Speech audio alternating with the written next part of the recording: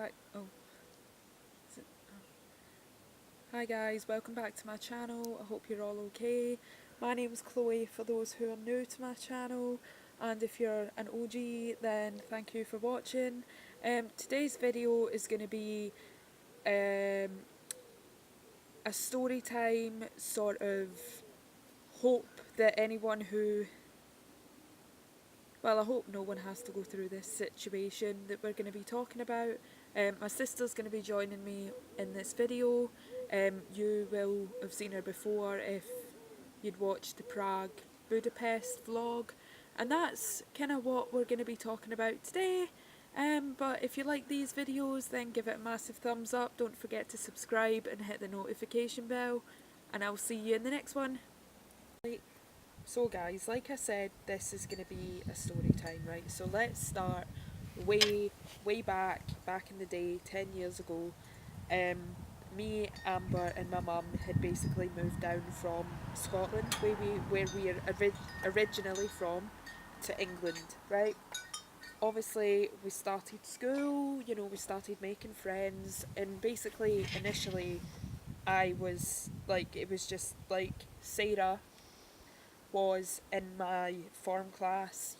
We found out pretty much from the get go that she lived in the same village as me, so kind of like instantly we became best friends basically.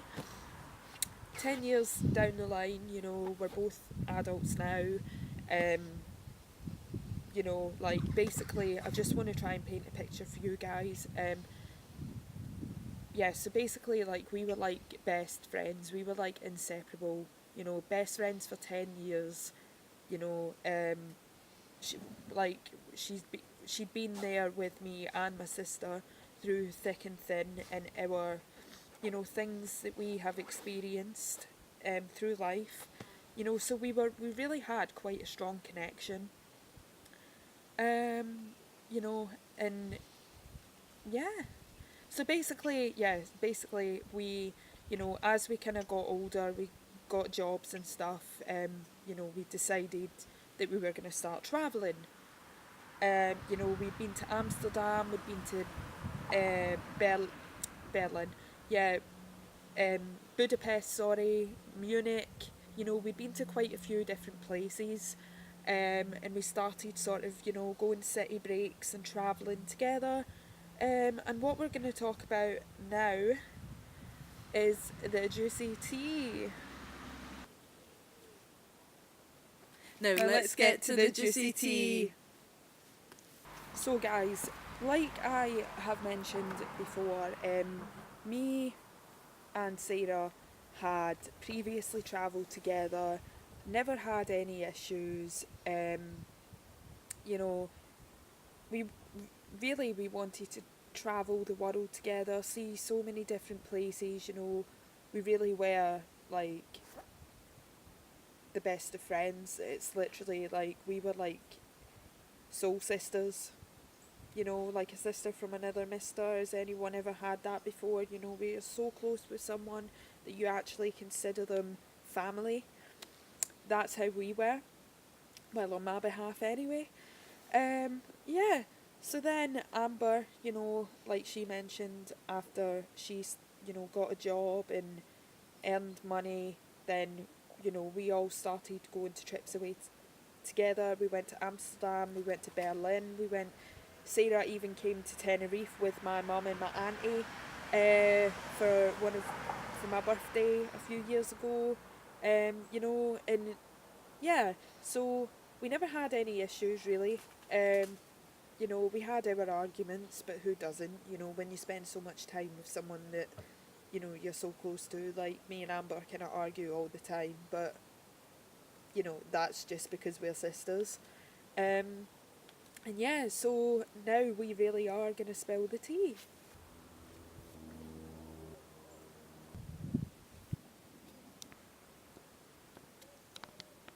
So earlier this year, we decided we were going to go to Prague, and Prague's a lovely city, and it wasn't cheap, but it wasn't very expensive. So we all booked our flights, we all booked our, our Airbnb. We all contributed towards going, and because prior, we have been on holiday together, and we thought that nothing really bad would happen. We've travelled alone before. It was just going to be in a different country. And I'm not a big drinker, and neither's Chloe. Like, we never really go on nights out because, well, we live in the countryside, so it's not very much partying going on. But when we go abroad, our influences change, and we do go out and we do drink, and we do have a good time. So we were just walking around in the centre of Prague, at the town square, and we came across this big sign that said pub crawl, and we thought, well, we've never been on one, and in the UK that would probably be like awful. So because we were abroad, we thought, why not? So we got our tickets, and then we wandered around, had a look around, visited some places, and then we went back to our apartment. And then, we had a couple of drinks, because where the pub crawl was located, they took you back and you got like a free vest or a free bag, and we played a game of beer pong. So we got back to the apartment and we were getting ready. So at this point, we had a couple of drinks, and, so we weren't like tipsy, but we weren't sober. And then we arrived at the pub crawl, and then it was free drinks. Free drinks for whatever you wanted at certain times. It was like you could have like beers, and then at 8 it's shots, and then blah blah blah blah blah, and so on.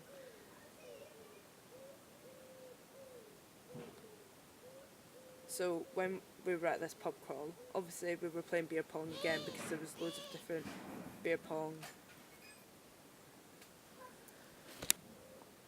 So we decided we were going to go to Prague, because Prague is a lovely city and it was beautiful, and we wanted to see different aspects and parts of the world. And we've been on holiday before. She came on holiday with her family. Why would this holiday be any different? We had that love and respect for each other. We trusted each other to go on holiday with each other. So we got to the pub crawl, and that's where things got messy. So, obviously, like I said, there was beer pong tables, and there wasn't just like one table. It was literally sections for your little groups or whatever to play beer pong, because there was different slots. So it was like 8 p.m. You go there and you pre-drink, and all the drinks are free, so you drink however much you can handle. And within the hour, we were having a couple of games of beer pong, but there was also shots involved. So, I wasn't really feeling it, because at that point I had a sore throat, like, it was hurting, I didn't really fancy guzzling down all these shots. But obviously, as you're going to the toilet, the shots are there. So it was quite tempting, and I did have a couple of shots. But during that process, I was pretty much still less than tipsy. And within the hour, Chloe was absolutely gone. And I'm not saying she's a lightweight, because she's not. We've had some long, hard party nights.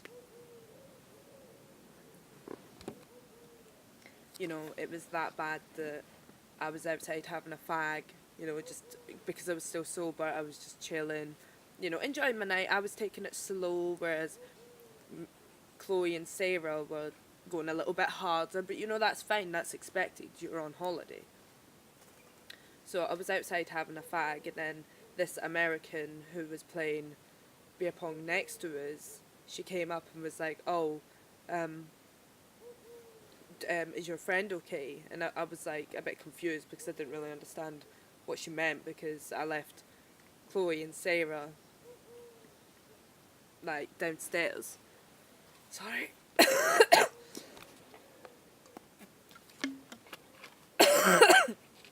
Stop. That's gonna have to be cut. Just keep going.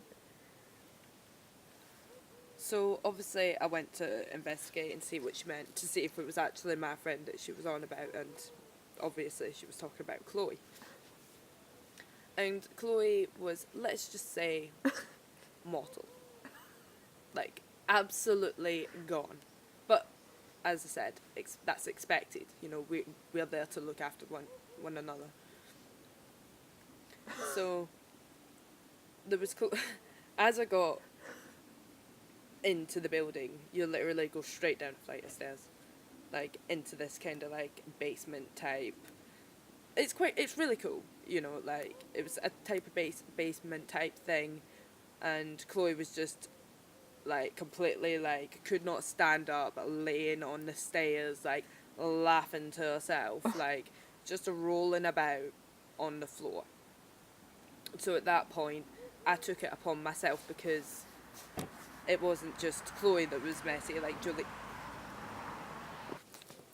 So at this point, obviously Chloe's on the floor rolling about, like, and I'm just in a different world to her.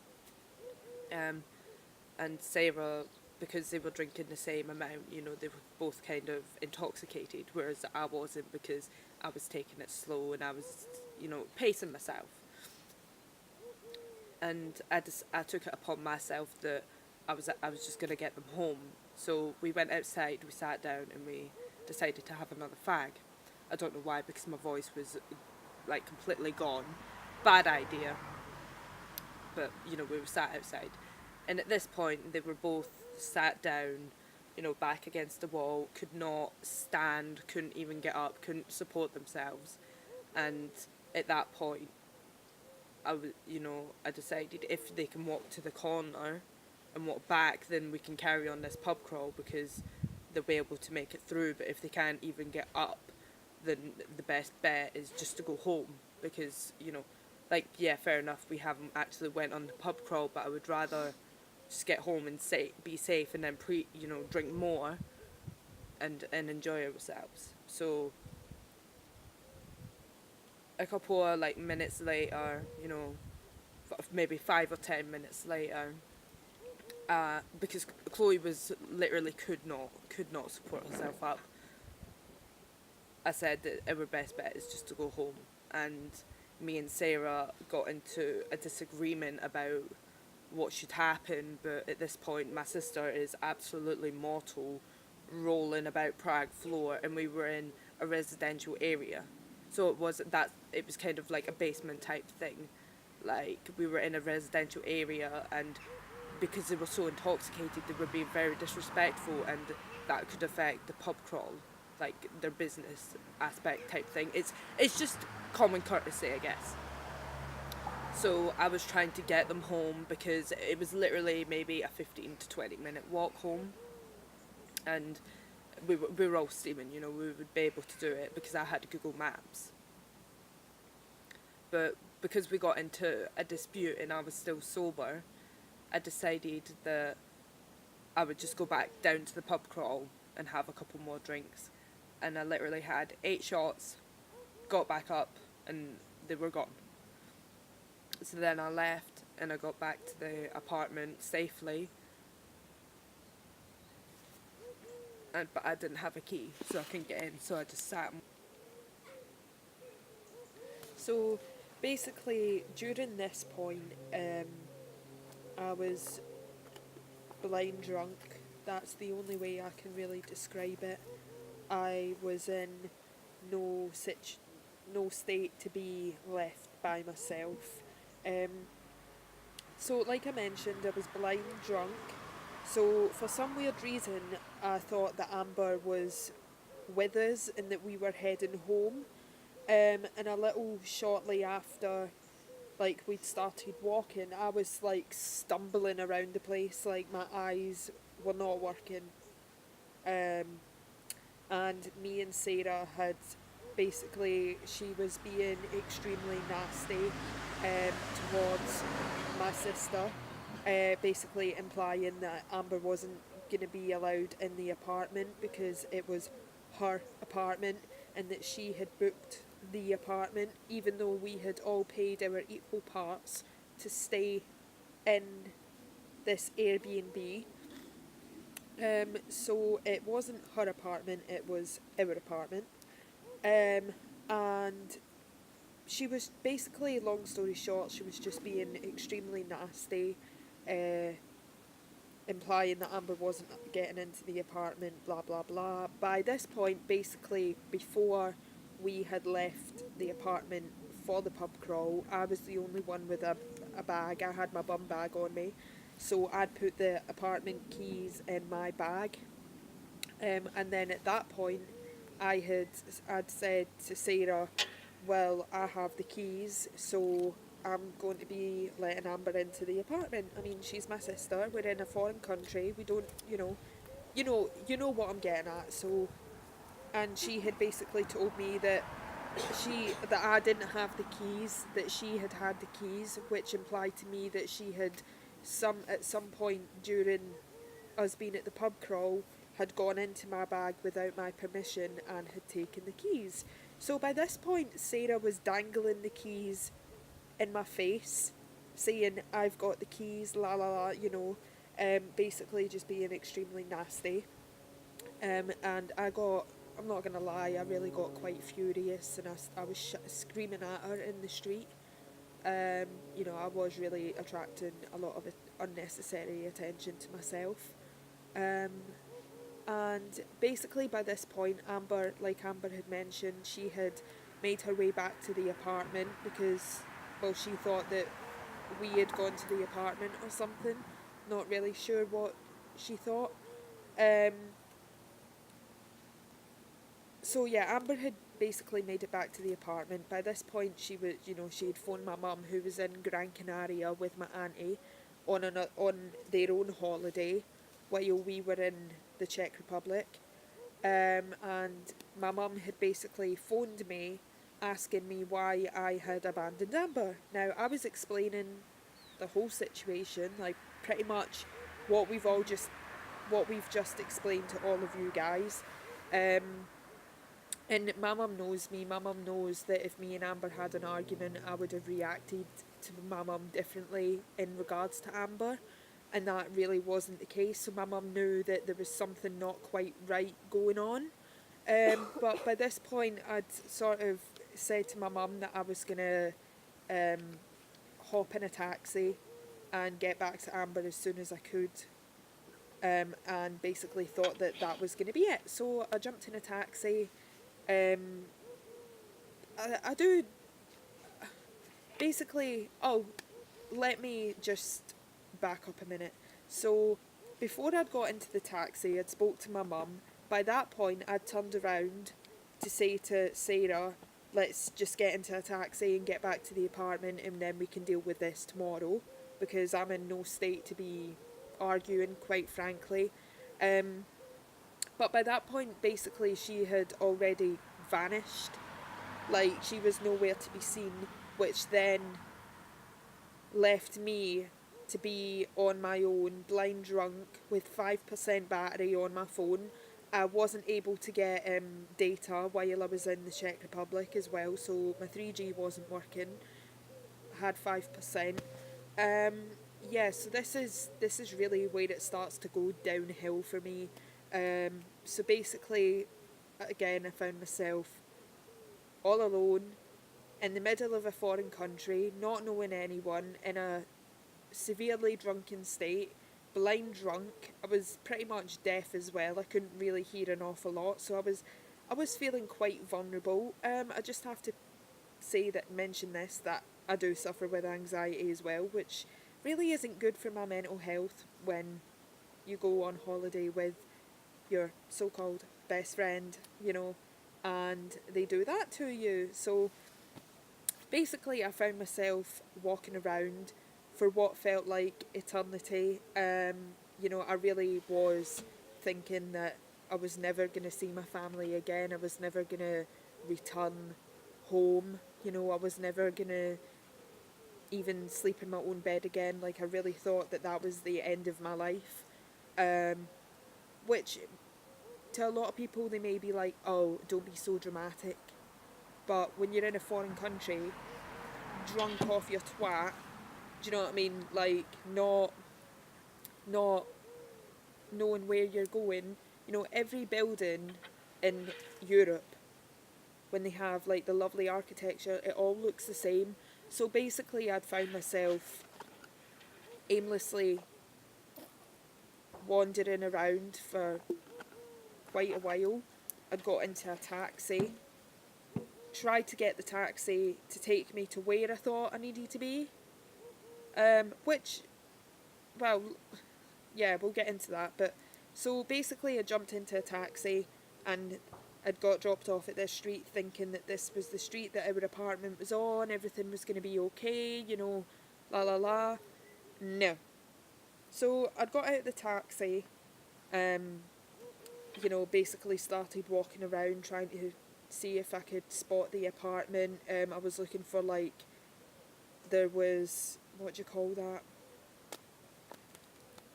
Scaffolding, like on the outside of the apartment, and it had like a wet paint sign on the door. So I was looking for that. Did see a few of them, but it wasn't my apartment, and I was basically walking around aimlessly, vulnerable AF. I was hysterical. I was crying. My heart was racing because I just wanted to get back to my sister. Do you know what I mean? I just wanted to be like safe. I was really feeling extremely uncomfortable. You know, honestly felt like I was this close from dying. You know, because when you go to foreign countries, I mean, you don't know. You know, anything could have happened to me. So basically, by this point, Amber had made her way back to the apartment and was waiting for me and Sarah.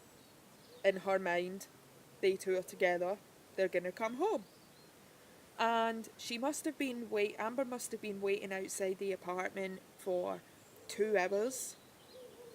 Again, she was quite vulnerable. Felt like she was in danger because we were all separated, you know. And when you're a female, you know, it is quite scary when, you know, because you feel vulnerable. You might feel like you're going to get attacked. You know, you just don't know what could happen to you, you know.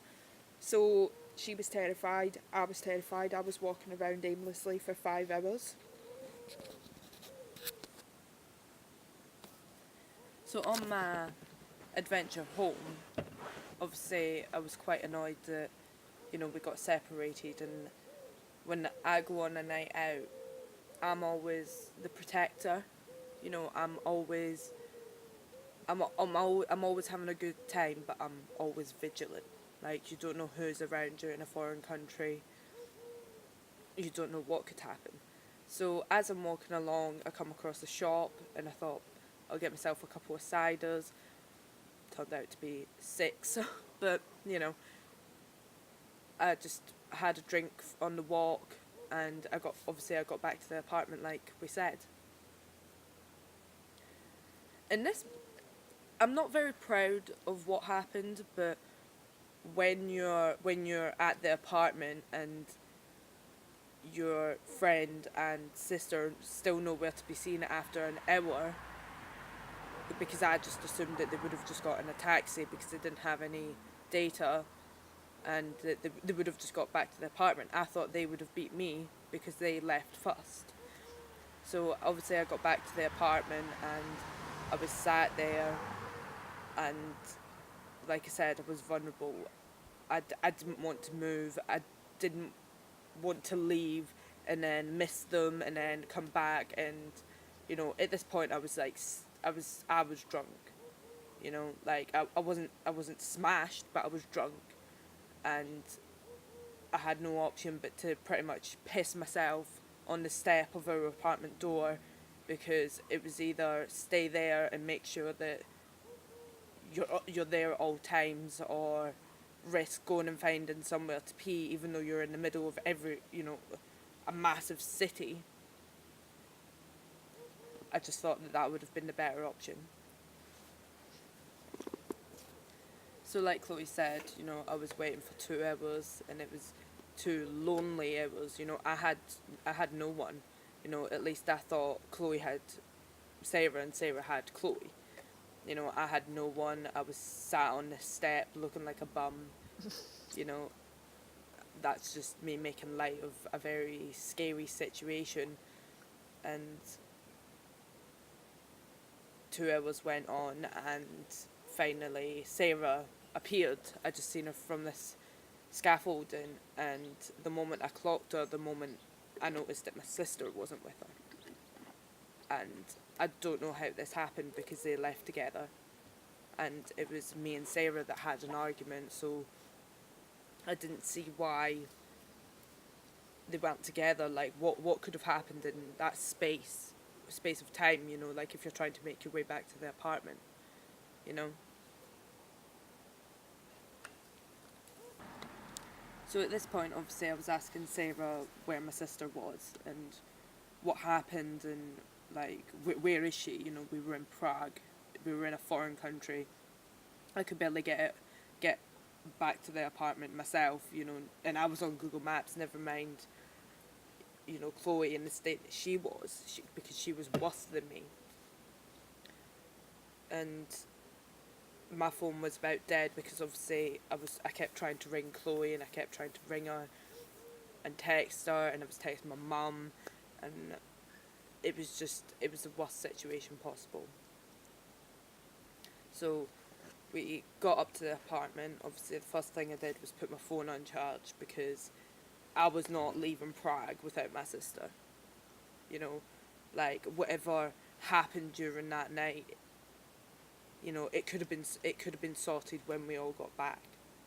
You know, that's what annoyed me, and that's what upset me. The fact that something so little, like trying to get two people that are absolutely mortal home, and then, you know, you're kind of arguing over that fact. It's quite sad. So anyway, I had my phone on charge, and at this point, Sarah was sitting in her bed doing whatever, and obviously I was just in hysterics. I was over, like, me and Chloe shared this kind of like sofa bed type thing. I was just like pretty much praying on this bed that I would find my sister again, because I have spent my whole life with Chloe. She's always been by my side. There's never been a second where I've really ever been away from her. So it was kind of like, she's always attached to me, and like that's the first time I've ever felt detached to her.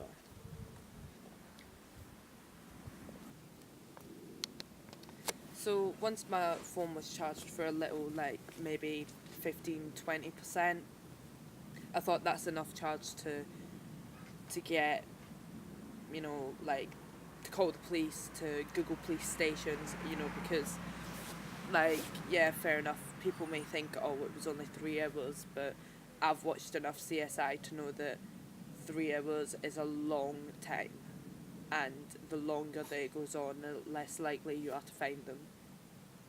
So I was literally on the phone to the police saying that my sister was missing. The police woman, or I forget what you would call them, the people who take the calls, she said, "I'll find the nearest police station," and that's what I did. So obviously I was on 20%, so, and I was using my data, and my battery was dropping like that. Found a couple of police stations. I went and I said, I need to report someone missing. My sister's gone. She's drunk as well, and for unforeseen reasons, the police couldn't help.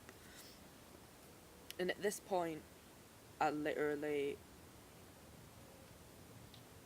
couldn't. Like, I could not stop crying. I didn't.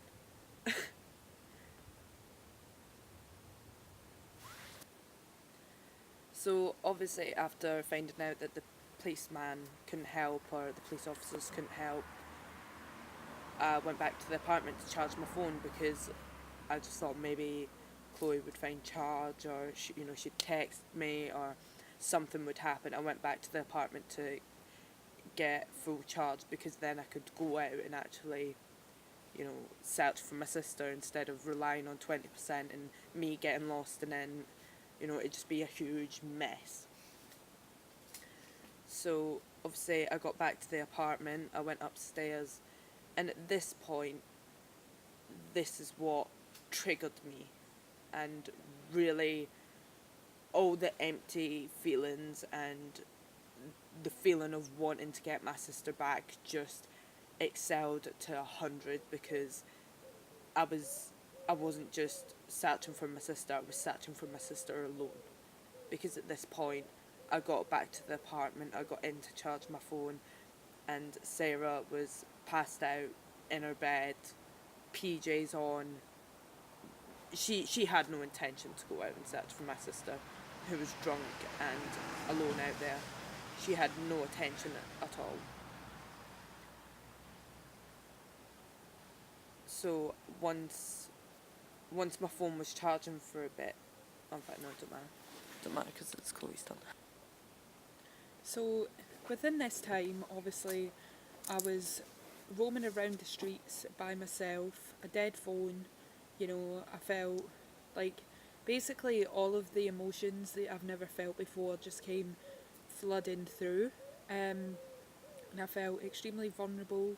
You know, I remember at one point I was actually even contemplating of like, you know, do I have to like sleep in a shop door? And then I was like, no, I can't do that because, you know, like I don't know, like something was just telling me, no, don't do that, just keep carrying on. So I'm out of breath. I carried on, you know, walking around trying to find the apartment. Basically by this point, you know, I was basically praying to God.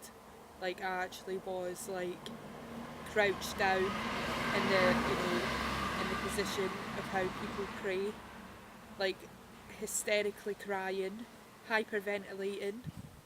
I was completely lost. Like I felt like my soul had literally just vanished from my being.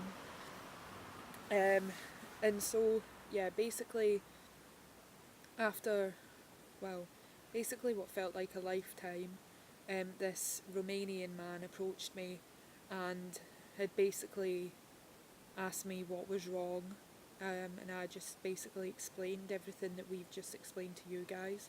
Well, like what had happened during my time, sort of thing. And he was, you know, he seemed nice, you know, caring, genuine. He was very supportive of my situation. I told him that I'd had a dead phone, and that, you know, I don't have a charger and I have no way of contacting my sister to get her to meet me where I was. And basically at this point he had said to me that I could, you know, come into his apartment and charge my phone.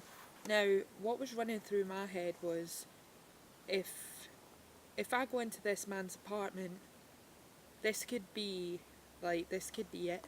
You know, this could literally be the end of me. But, you know, I thought to myself, okay, well, if something terrible happens to me, at least my family will know that I've, you know, tried to get back to them, you know, tried my absolute hardest to find my way home.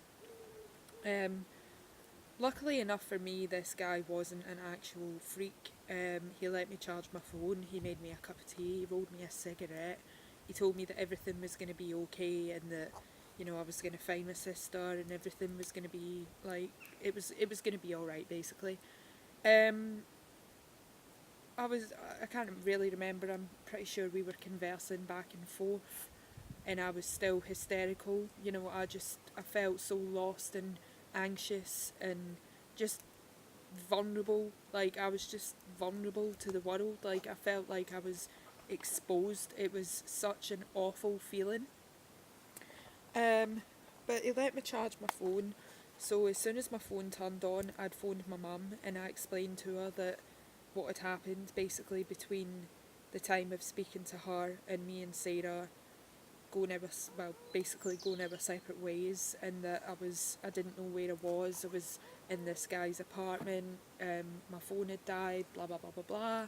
She had basically said to me that, you know, that I had to stay on the phone to her. Obviously my mum was concerned at this point. My mum was like, I'm gonna fly to the Czech Republic. Bearing in mind my mum was in Gran Canaria, Gran Canaria, if you don't know, is off of Spain.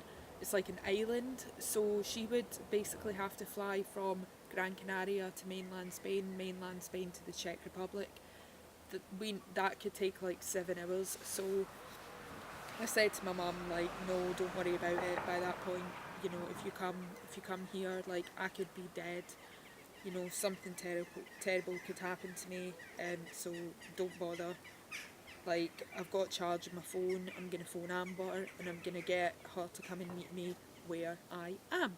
So, after talking to my mum for a while, you know, she was trying to calm me down, like, I was honestly having a fucking panic attack. It was unreal. Yeah, so, I phoned my sister. Amber had lost her voice.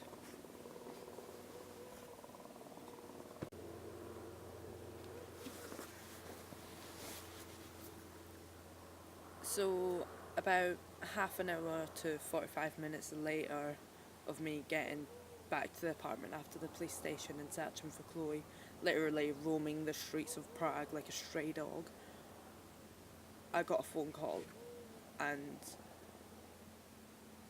it was Chloe. And I've never, obviously, like Chloe said, my voice was gone. I have never, I'm going to say squealed because my voice was awful, but I literally demanded Chloe to tell me exactly where she was because I was on my way. And You said like you're gonna cry. it's emotional. At this point, Chloe told me like where she was, and I put it into Google Maps, and it turns out she was only 2 blocks away, but which obviously is great, but you know, you never know what could have happened in that space of time. But what got to me was the fact that I was searching for my sister, but I've no sorry.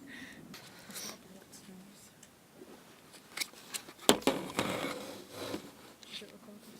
No. Are you actually going to say it? So what do you think you've learned from that experience? Yeah. Hold on, I'm going to sneeze.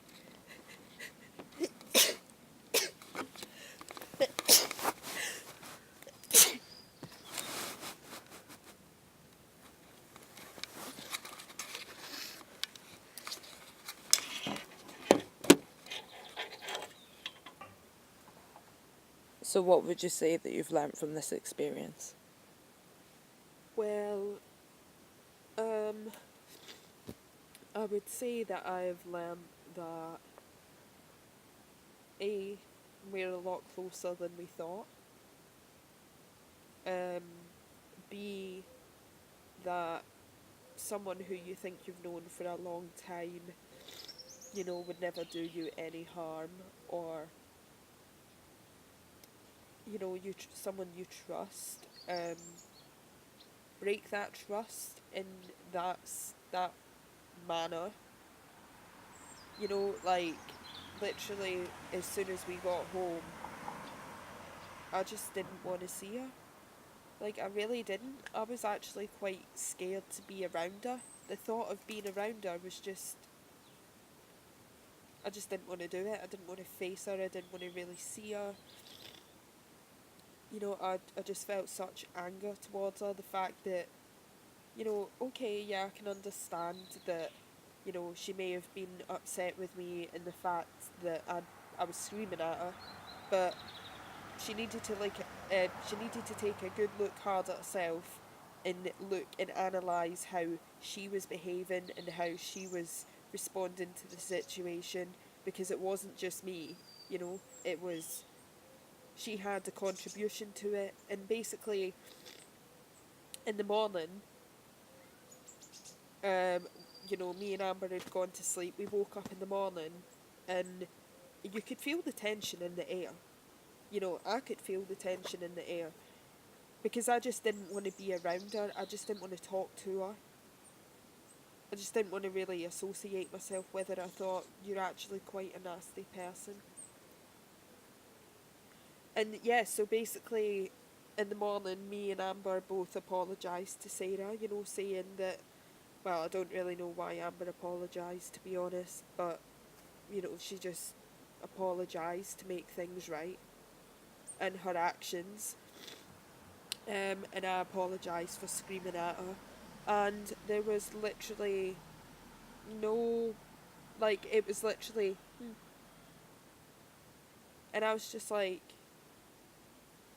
really, bitch? Like, are you actually kidding me? So what would you say you've learnt from this, Amber? I've learned that even though you know that people are flawed and in the way that they can be and what they're going through, that sometimes that's just not enough to justify their actions. That you can't put your trust in someone who behaves like that, and you can't rely or want them, but you shouldn't want them in your life. People like that are just poison. Like, how could you have no remorse for just falling asleep when your best friend of 10 years is out in the country of Prague? You know, like, it just upsets me. I've learned that you should keep your enemies close but your friends closer. Like, you need to be vigilant on who you attract and who you actually have in your life. That you can't really rely on anyone apart from family, but even that bites you in the ass, because I seen her as family. You know, I accepted the good and the bad from her, like she did with me. But there's just something that when you have no remorse for what you did and you didn't feel the need to apologise, or you didn't even accept or take responsibility for what you did or your part in that situation. Because yes, it was bad what happened, but it's worse that you didn't even apologise and that you didn't even feel the need to apologise, even though you left someone stranded, knowing that they could be murdered or trafficked or anything that's bad in this world. It could have happened. And that thought, until my sister was beside me, did not stop going through my head. And you did that to me. You made me feel vulnerable, and like my life wasn't important. What I was going through, no one cared about. Everyone that I was surrounded by, the police officers, Sarah, it broke me.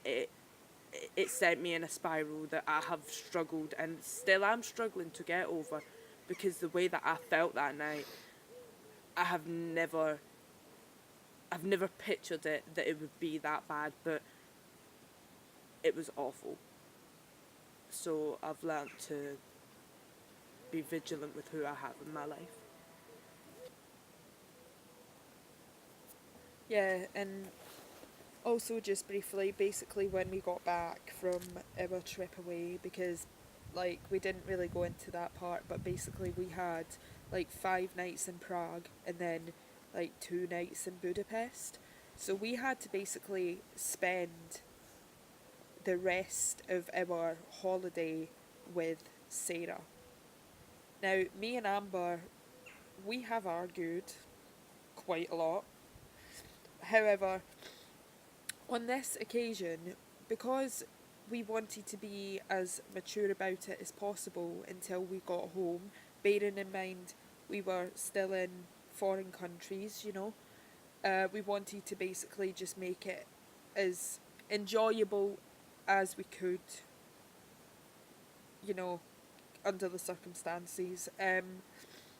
So basically, yeah, when we got back, we had basically arranged with Sarah that we would meet her in the village, and that we would, you know, we would basically talk to her about the situation and put across our feelings and how it made us feel. During this conversation, me and Amber both felt that like Amber said, there was no, you know, there was no remorse for the situation. You know, me and Amber had both apologised. You know, even though I think her actions were a lot worse than mine and Amber's, not gonna lie. And yeah, basically also just to mention that during that situation when I was nowhere to be seen, my mum and auntie had tried to phone Sarah and Sarah had turned her phone off and yeah, obviously went to sleep, so she'd like hung up the phone on my mum, you know, when my mum was basically just trying to figure out where my whereabouts was. And yeah, she basically was just, she wasn't sorry about her actions, you know. She was like, oh, I didn't realise that upset you. And it's like, excuse me. So guys, that is the end of story time. I hope you guys have enjoyed this video. It's probably going to be a bit of a long one, to be honest, because there were so many like elements to the story and like facts that, like, last night I literally had to write notes on my phone so that we could literally talk about this like step by step, so that you guys can literally like get a whole picture, you know, and you can actually like imagining this happening to someone. Like, I mean, if you guys have ever had like similar situations, you know, like for me, like it has like triggered off like severe anxiety. Like, I'm not really like the same person that I was, you know. Like, I suffered with anxiety before, but it's like even now, like when I went to Poland with my mum, like there was like a supermarket around the corner from our hotel, so you literally come out of the hotel and then go down like the street and it's on the corner, and I got like severe anxiety then because I was on my own in a foreign country, you know, and like obviously there are strange people around me, like they're not familiar to my This was meant to be an exit video. my face. Anyway, yeah, I'm gonna stop rambling on. But yeah, if you enjoy this video, give it a massive thumbs up. Subscribe to my channel. If you guys want me to do any more story times, then let your gal know. And we will see you in the next one. Thanks for watching. Bye. Bye.